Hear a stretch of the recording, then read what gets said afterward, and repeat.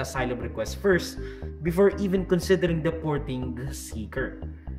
Now, ilang linggo na lang bago kailanganing iproseso ng the Netherlands yung asylum application ni Harry Roque. And so, even Harry Roque has said na mas prefer niya na sa the Netherlands, mas malapit kay Digong, na iproseso yung kanyang asylum application.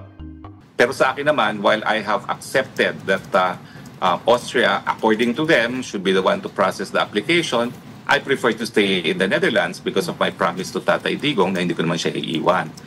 So maybe, aantayin niya na lang yon na matapos, that the time will run out kasi nga meron siyang valid na flight restriction, which is nagpa-surgery siya, which meant hindi siya pwedeng lumipad palabas ng the Netherlands. Bakit hindi na lang siya matulad kay Representative Leila de Lima? Happy anniversary on your first year of detention.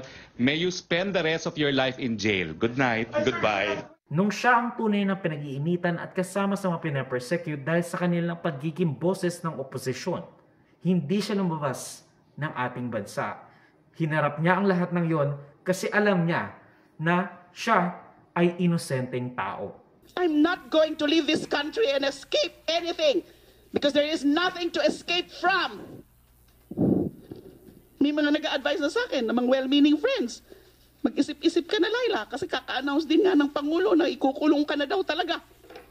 Maghanap ka na ng asylum. Why should I do that? I want to fight here in my country. Hindi pa ako duwag. Dahil wala pa akong kasalanan. Yung mga nagtatago lamang.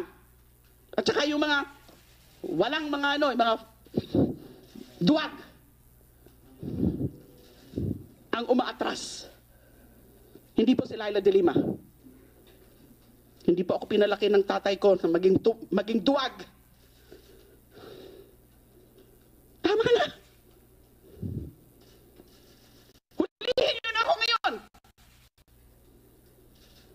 Kung yan naman talaga gusto niyo, ikulong niyo na ako ngayon. I'm here! Do what you want to me, Mr. President.